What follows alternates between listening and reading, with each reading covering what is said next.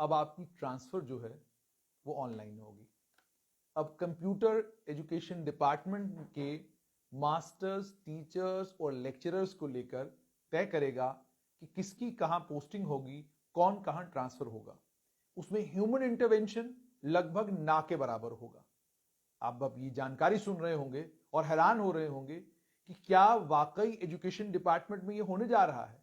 वो डिपार्टमेंट, वो विभाग जिसमें पिछले दिनों सेक्रेटरी स्कूल एजुकेशन विश्वजीत के सिंह, उन्होंने एक ऑर्डर निकाला और तमाम सीईओ को ताकत दी। उन्हें कहा कि आपने जितने भी टीचर लंबे लंबे वक्त से एक एक जगह पर पोस्टेड हैं, आपने फौरन जो है उन टीचरों को वहां से ट्रांसफर करना है। उनमें बड़ी हिम्मत आई, सीईओज ने और सरकार के ऑर्डर का कंप्लायंस किया। नतीजे में यह निकला कि लंबी लंबी लिस्टें तैयार हो गई। लेकिन उन लिस्टों के तैयार होने के बाद नतीजा क्या निकला? 4 सीईओ सस्पेंड कर दिए गए, 4 सीईओ को अलग अलग जगह पर अटैच कर दिया गया। और इन चारों चीफ एजुकेशन ऑफिसर्स के बारे में तमाम लोगों की मुत्तफिका राय यह थी कि ये चारों बहुत ईमानदार और बड़े काबिल चीफ एजुकेशन ऑफिसर थे।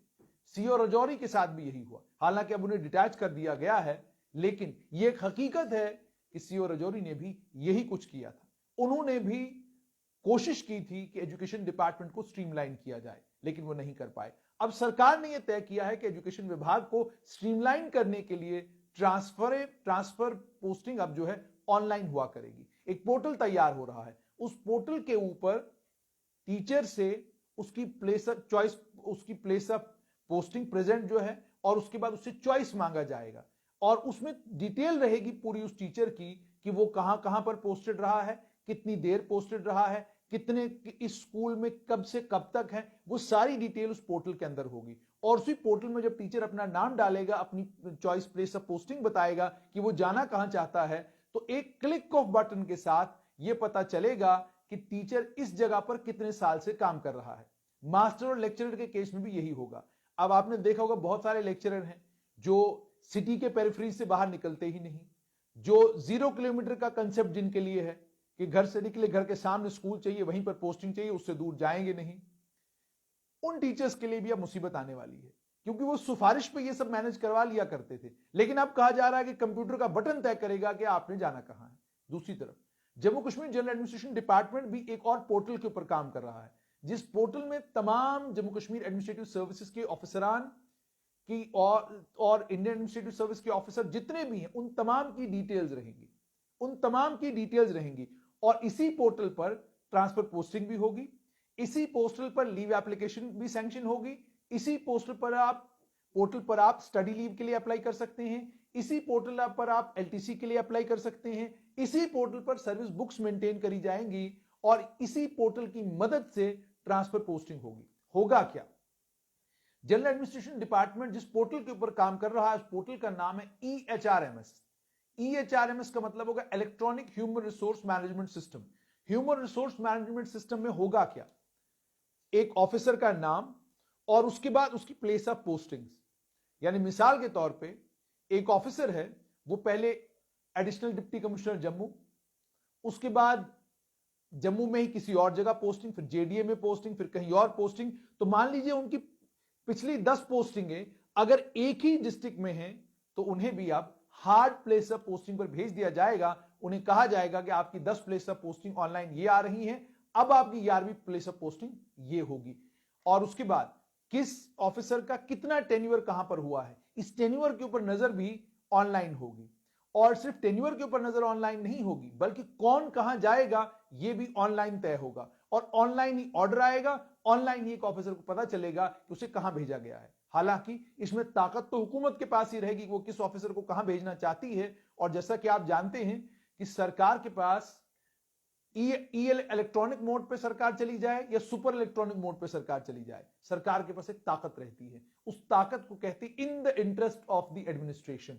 जब किसी सरकारी बाबू को 2 साल से पहले छुट्टी करनी होती है, या मान लीजिए कोई सरकारी बाबू किसी नेता को नाराज कर जाए या सिस्टम में कोई ऐसी बात कर जाए जो सिस्टम को पसंद ना हो, तो उसे फौरन उस जगह से दूसरी किसी जगह पर भेज दिया जाता है और कहा जाता है in the interest of the administration. तो in the interest of the administration वाले ऑर्डर तो अलग से होंगे ही होंगे, लेकिन बाकी तमाम ऑफिसर्स के लिए नॉर्मली अब यह होगा कि आपकी पिछली 10 पोस्टिंगें देखी जाएंगी कि आपकी पिछली 10 पोस्टिंग्स कहां पर रही हैं और आपकी पिछली 10 पोस्टिंगों को ध्यान में रखते हुए आपको अगली पोस्टिंग मिलेगी। कहा जा रहा है यह एक इनकलाबी कदम होगा और इस इनकलाबी कदम से कल जम्मू कश्मीर में अगर एक लोकतांत्रिक सरकार बनती भी है तो नेताओं को ज्यादा इंटरमिंगल करने की या इंटरवीन करने का मौका नहीं मिलेगा। यह बिल्कुल नई दिल्ली के तर्ज पर होगा, जैसे नई दिल्ली में होता है कि इंटरवेंशन बहुत कम होती है, मगर मैं और आप अच्छे से जानते हैं कि आप सिस्टम को कितना भी साफ सुथरा कर दें, आप सिस्टम को कितना भी कमाल का बना दें, चॉइस मैटर करती है। मुख्यमंत्री आएंगे, चॉइस मैटर करेगी वो प्रिंसिपल सेक्रेटरी किसको रखना चाहते हैं, चॉइस मैटर करेगी वो इंफॉर्मेशन अफसर किसको रखना चाहते हैं, चॉइस मैटर करेगी कि वो अपने साथ किसको इंपॉर्टेंट आदमी बनाकर रखना चाहते हैं। चॉइस, क्योंकि आप जानते हैं नेताओं के केस में अब उनकी चॉइस का मामला है। लेकिन ये तो होगा जम्मू कश्मीर एडमिनिस्ट्रेटिव सर्विस के ऑफिसरान के को लेकर। लेकिन दूसरी तरफ जैसे मैं आपको कह रहा हूं कि स्कूल एजुकेशन विभाग पहली बार एक ऐसे पोर्टल को तैयार कर रहा है जिस पोर्टल के जरिए इलेक्ट्रॉनिकली टीचर्स की ट्रांसफरें होंगी, मास्टर ट्रांसफर होंगे, लेक्चरर ट्रांसफर होंगे।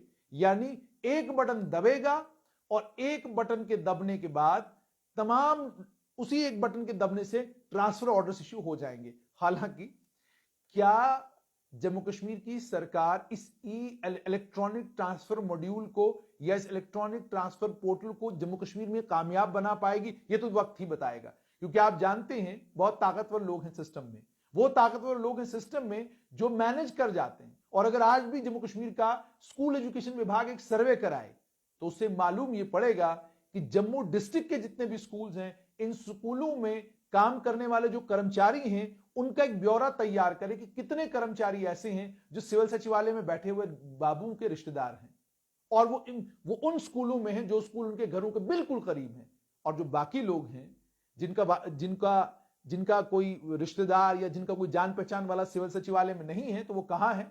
वो सांबा में है, वो कठुआ में है, वो बसोली में है, वो बिलावर में है। और आप जानकर हैरान होंगे कि कई केसेस में इतने दूर दूर ऑर्डर किए जा रहे हैं कि क्योंकि इनके मामले में बोलने वाला कोई नहीं, तो जहां मन करे वहां भेज दो, और जिनके मामले में बोलने वाले हैं वापस ले आओ, फौरन वापस आ जाते हैं। और उसके बाद एक और चीज बड़ी कमाल की हो रही है, अब इलेक्ट्रॉनिक मोड पर जब एजुकेशन विभाग जाएगा तो देखना यह होगा कि जो बेचारे उन सीईओज का हाल हुआ कि उन लोगों ने बड़ी ईमानदारी के साथ ईमानदार एक्सरसाइज की, मगर नेताजी को एक्सरसाइज अच्छी नहीं लगी, सिस्टम को एक्सरसाइज अच्छी नहीं लगी, सिस्टम ने कहा धांधली हुई है। अभी तक इन चारों सीईओज के मामले में सरकार ने कोई भी रिपोर्ट पब्लिक नहीं की है जिसमें वो ये साबित कर सके कि इन चारों सीईओ चीफ एजुकेशन ऑफिसर्स में से किसी एक ऑफिसर के खिलाफ जो इल्जाम टीचरों ने लगाए उन इल्जामों में कोई सच्चाई थी। सीईओ राजौरी के खिलाफ जो कुछ शिकायतें हुई जिसकी बुनियाद पर बात, और उसके बाद आपको जानकर यह हैरानी होगी कोई ट्रांसफर ऑर्डर उसके बाद इशू नहीं हुआ। इतना ताकतवर है टीचर्स का, मास्टर्स का और लेक्चरर्स का ये जो ग्रुप है, इतना ताकतवर है। और आप जानकर हैरान होंगे कि स्कूल एजुकेशन विभाग का एक कर्मचारी प्रेस कॉन्फ्रेंस करता है सुंदरबनी में, अभी तक उस कर्मचारी के खिलाफ कोई कार्रवाई स्कूल एजुकेशन विभाग ने नहीं की। इतना कमजोर स्कूल एजुकेशन विभाग का सिस्टम है कि अभी तक आप उस कर्मचारी को शो कॉज नोटिस तक इशू नहीं किया आपने कि आप बताइए, आप एक सरकारी कर्मचारी हैं, बिना अपने प्रिंसिपल की अनुमति लिए और बिना अपने डायरेक्टर स्कूल एजुकेशन की अनुमति लिए आपने प्रेस कॉन्फ्रेंस एड्रेस कैसे की, किस कैपेसिटी में की? अब सरकार ने जो सिस्टम बनाया है, इस सिस्टम में सरकार ये करना चाहती है, सरकार चाहती है कि लोगों के ऊपर नजर रहे और साथ में ये कि अब जिसको पोस्टिंग मिले उसमें जस्टिस नजर आए, उसमें इंसाफ नजर आए। लेकिन क्या ये इंसाफ हो पाएगा? आपका एक रिफॉर्म जिसमें आपने सीईओज को ताकत दी वो तो फेल हो गया, उस रिफॉर्म को लेकर आपको मानना पड़ेगा कि आप फेल हुए हैं। तो जब आप एक मामूली सा रिफॉर्म नहीं लागू करवा पाए सिस्टम में, तो इतना बड़ा रिफॉर्म इस एजुकेशन विभाग में जिसमें लगभग 1.5 लाख के करीब करीब कर्मचारी हैं, आप कैसे लागू करेंगे वो देखने वाला होगा। और दूसरी चीज ये, इनकलाब तब तक नहीं आता जब तक आप शुरुआत अपने घर से न करें। तो जब तक आप सिविल सचिवालय के बाबुओं के घरों से शुरुआत नहीं करेंगे तब तक कोई इनकलाब नहीं आएगा। आप इनकलाब लाना चाहते हैं कमजोर, गरीब गुरबा और वो सारे बच्चे जिन बच्चों के पेरेंट्स या जिन बच्चों के मां बाप इतने ताकतवर नहीं है कि उनका इन्फ्लुएंस जो है सिविल सचिवालय में हो, अगर आप उससे शुरुआत करना चाहते हैं तो आप कर सकते हैं। लेकिन आप लोगों के लिए खबर अहम है कि जनरल एडमिनिस्ट्रेशन डिपार्टमेंट भी EHRMS लाने जा रहा है और स्कूल एजुकेशन विभाग भी इलेक्ट्रॉनिक मोड पर जाकर एक वेब पोर्टल तैयार कर रहा है, जिस वेब पोर्टल पर तमाम टीचर्स, मास्टर्स और लेक्चरर्स की डिटेल्स रहेंगी और उन डिटेल्स के एन मुताबिक एक क्लिक ऑफ द बटन के साथ हर साल ट्रांसफर हुआ करेंगी। टेन्योर का खास ख्याल रखा जाएगा। जो टीचर का टेन्योर है उस टेन्योर का पूरा पूरा ख्याल रखा जाएगा। टेन्योर से पहले किसी टीचर की ट्रांसफर नहीं होगी। और हां, इन the interest of the administration अगर कभी जरूरत पड़ी तो ट्रांसफर जरूर की जाएंगी। तो खबरें दोनों अहम हैं। जैसे आपको पहले भी एक हमने इंपॉर्टेंट खबर दी थी और ये कहा था कि अब मॉनिटरिंग होगी कि आप क्या काम कर रहे हैं, तो मॉनिटरिंग काम की शुरू हो गई है।